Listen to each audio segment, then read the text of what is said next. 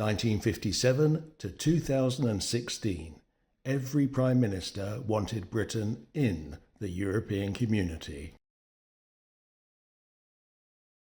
The last 50 years, twice in my own lifetime, Europe has torn itself apart in the most frightful internecine wars.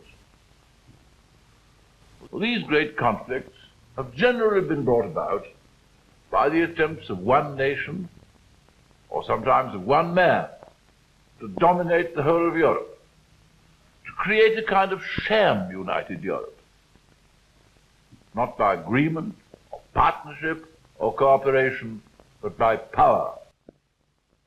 We want to stop this happening again. What would you say, and I know it's a difficult question, to pick out a highlight as far as you're concerned from your political career? I think, of course, bringing Britain into the European Community. We've been accustomed during these years and all these arguments to hear the community described as the common market. I hope this is a habit which we can now abandon. Certainly the unified market is a matter of enormous significance, but it is only the first step which will carry us well beyond the questions of tariffs and trade, for what we are building is a community whose scope will gradually extend until it covers virtually the whole field of collective human endeavour. I have concluded that it is vitally in British interests, and as I say, the world interests and the Commonwealth interests, that the vote should be for Britain to remain. My view is that when the community really settles down to look at practical problems, like, for example, youth unemployment, or what is to be the future of our trading relations, how are we to look at the developing countries, what are we going to do about the steel industry? When we settle down to practical problems, we find our problems are common, and we try to get common solutions to them. And let me be quite clear. Britain does not dream of some cosy, isolated existence on the fringes of the European community. Our destiny is in Europe as part of the community. Nearly 60% of our trade is now with our partners.